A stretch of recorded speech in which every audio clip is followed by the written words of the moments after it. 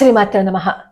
Court భాషలో నాకు మాట్లాడడం తెలియదు కానీ అర్థమయ్యేలా మాత్రం చెప్పాలి అని అనుకుంటున్నాను. ఎందుకంటే ఇప్పుడు హిందువులు గనక జాగృతం కాకపోతే మన పరిస్థితి అగమ్య గోచరంగా మారబోతుంది. రేపు అన్న రోజు హిందువుల తరపున ఎవరైనా ముందుకొచ్చి వాదించాలి అన్నా భయపడే పరిస్థితులని తీసుకుని వస్తున్నారు. నేను మొన్న తిరుపురం కుండ్రం గురించి ఒక వీడియో చేశాను. అసలు ఈ తిరుపురం కుండ్రానికి సంబంధించిన వివాదం ఏంటంటే, ఈ సుబ్రహ్మణ్యేశ్వర స్వామి వారి 6 క్షేత్రాలలో ఈ తిరుపురం కుండ్రం కూడా ఒకటి కదా. తిరుపురం కుండ్రం కొండ మీద పాండ్యరాజులు పరిపాలిస్తున్న కాలం నుంచి కార్తీక దీపాన్ని వెలిగించేవారు అనమాట. ఈ అరుణాచలంలో ఎలా అయితే కార్తీక దీపాన్ని వెలిగిస్తారో అక్కడ కూడా వెలిగించే సంప్రదాయం ఉంది. తర్వాత అలా రాను వస్తోంది. కానీ మొదటి ప్రపంచ యుద్ధం సమయంలో ఏమైంది అంటే, అక్కడ ఈ కార్తీక దీపాన్ని వెలిగించడం కాస్త ఇబ్బందిగా మారిందనమాట. అప్పుడు హిందువుల మీద జరిగిన దాడుల వల్ల కొండ మీద వాళ్ళు కార్తీక దీపాన్ని వెలిగించలేకపోయారు. సరే, కొండ మీద వెలిగించలేకపోయినా సరే కొండ కింద వెలిగించుకోవచ్చు కదా అని చెప్పి కొండ కింద వెలిగించారనమాట. తర్వాత రాను ఆ కిందే వెలిగించటం మొదలు పెట్టేసరికి ఆ ఆచారాన్ని మరిచిపోయారు, వదిలిపెట్టేశారు. తర్వాత మళ్ళీ ఆ ఆచారాన్ని పునరుద్ధరించాలని చెప్పి కోర్టులో సవాల్ చేశారనమాట. మేము మళ్ళీ అక్కడ వెలిగించుకుంటాము అని.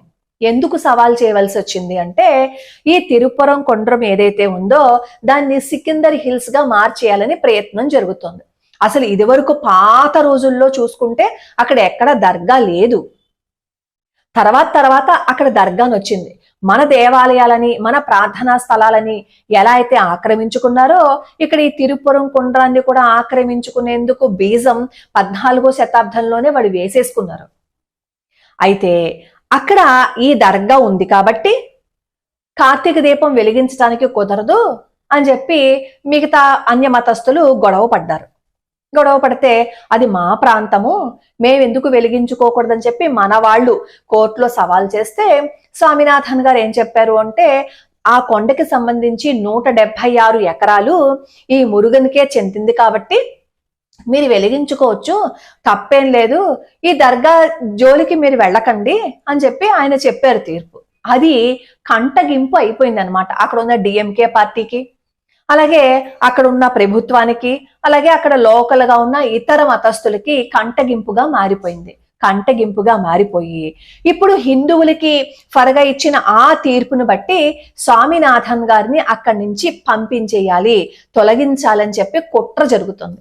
అంటే ఇది ఒక రకంగా భయపెట్టడమే కదా, ఇందులో రాజకీయమేం కాదు, హిందువులని భయపెట్టేయాలి, అదే వాళ్ళ టార్గెట్. రేపన్న రోజు హిందువులకి ఎవరైనా సరే సపోర్ట్ గా మాట్లాడినా, కేసులు వాదించినా ఈ విధంగానే ఉంటుంది అని చెప్పి బెదిరించటమే కదా. ఇప్పుడు కూడా మనం ఊరుకున్నాము అని అనుకోండి, స్వామినాథన్ గారికి సపోర్ట్ ఇవ్వకుండా మనం ఊరుకున్నాము అని అనుకోండి, చివరికి మన పరిస్థితి ఏంటంటే నడి సముద్రంలో మునిగిపోతున్న నావ లాంటి పరిస్థితి తయారవుతుంది. ఎవరూ మనకి సపోర్ట్ చేయరు, ఎవరూ మనకి సహాయం చేయరు. అసలు ఈ స్వామినాథన్ గారి గురించి ఎవరు ఏం చేస్తున్నారు అనేది మీకు పేపర్లో పడిన వార్త అంతా పూర్తిగా చదివి వినిపిస్తాను, ఒకసారి వినండి. ఎందుకంటే ఇప్పుడు మనం మనల్ని కాపాడుకోకపోతే ఎలాగా? ఇప్పుడు దయచేసి తమిళనాడు జడ్జి కదా, మనం ఏం చెయ్యాలి అని అడక్కండి, మనం ఏం చెయ్యాలి అనేది ఆలోచించండి. అక్కడ తమిళనాడులో ఉన్నాడా, కేరళలో ఉన్నాడా, కర్ణాటకలో ఉన్నాడా, ఎక్కడ ఉన్నారు అని కాదు, అతను హిందువులకి ఆయన సపోర్ట్ గా ఆయన మాట్లాడారు. అలాంటి వాళ్ళని మనం రక్షించుకోకపోతే రేపొద్దున్న హిందువులకి ఏదైనా కష్టం వస్తే, రేపొద్దున్న హిందువుల ఆస్తులు దొబ్బేస్తే అప్పుడు హిందువులు మాట్లాడడానికి కూడా ధైర్యము ఉండదు. హిందువుల తరపున వాదించాలి అంటే ఏ న్యాయవాది రాడు. ఎందుకంటే ఇలాంటి గొడవలు పెట్టి వాళ్ళు ఎంత మోసి చదువుకుని దేశం కోసం మాట్లాడదామని వస్తే వాళ్ళని ఉద్యోగాల్లోంచే తొలగించేశారు అని అనుకోండి, ఎవరైనా ఏ న్యాయవాది అయినా సరే మన తరపున మాట్లాడడానికి వస్తారా? ఏం జరిగింది అంటే మీకు పేపర్లో చదివిన ఆర్టికల్ చదివి వినిపిస్తాను, చూడండి.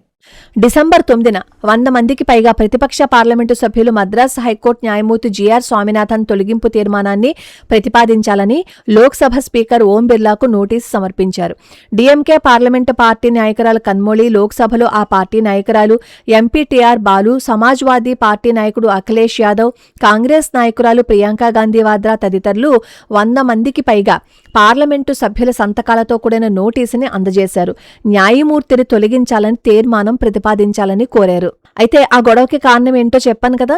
ఎలా తొలగిస్తారు అంటే, ఈ న్యాయమూర్తి తొలగింపు నోటీసుపై లోక్సభలో కనీసం 100 మంది సభ్యులు, అలాగే రాజ్యసభలో 50 మంది సభ్యులు సంతకం చేయాలట.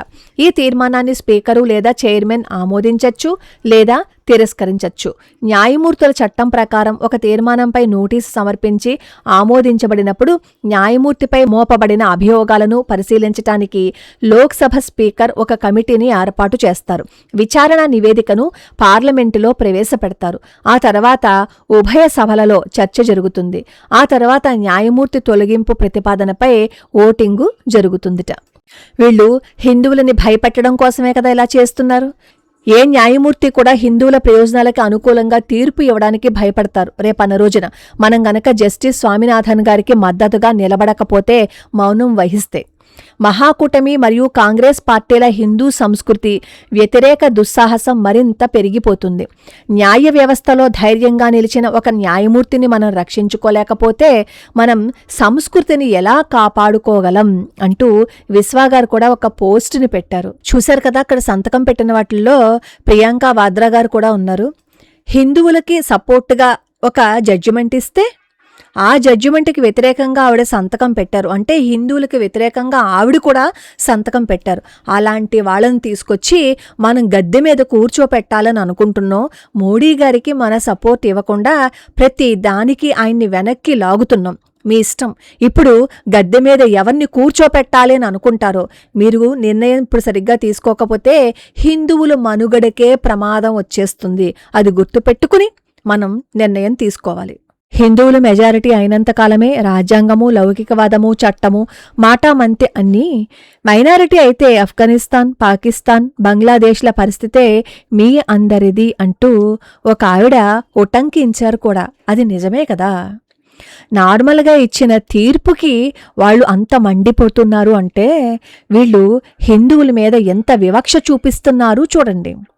దీని రాజకీయ రంగు పులుముదామని ప్రయత్నిస్తున్నారు, కానీ ఇది ఖచ్చితంగా హిందువుల మీద వివక్షత చూపించటమే.